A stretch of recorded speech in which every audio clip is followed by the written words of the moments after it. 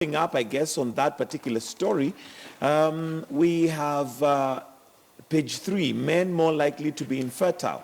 And even if I was to refer to the same story, apparently, according to the lady, she says that they had gone to hospital and it was proved that it was the man who really had fertility issues. Yeah, and of all cases, it normally happens that almost 80% of such situations you find that the man has fertility challenges. And I think for most of our men folk, it has always been difficult for them to own up, for them to come out boldly and say and admit that, quite right, yes, I do have a problem.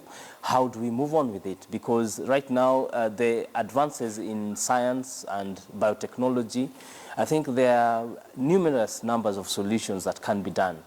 There is intro-fertile, you know, people can even have surrogate mothers nowadays, you know. So I think this is also a wake-up call to most of our men. When you are confronted with such a situation, be strong. Just come out strongly and admit that, of course, I do have a problem. Let me not take it out on my partner.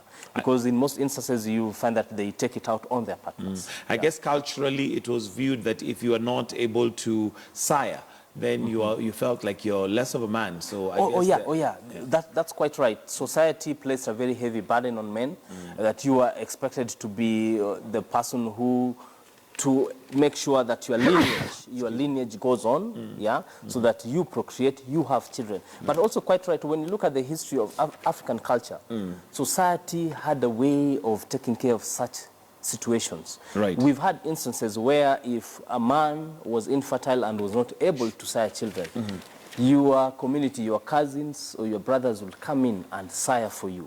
In that society, I even read on page 6 of the Nation. Yes. No, not page 6. Sorry, it's on page 4. Yes. How Africans deal with infertility, Yes. and there was even cases where women would literally even go behind the husband's back, get children, and pretend that he's the one who has sired them just to save the marriage. Exactly. Yeah. So I think the burden now is on the men to be more proactive.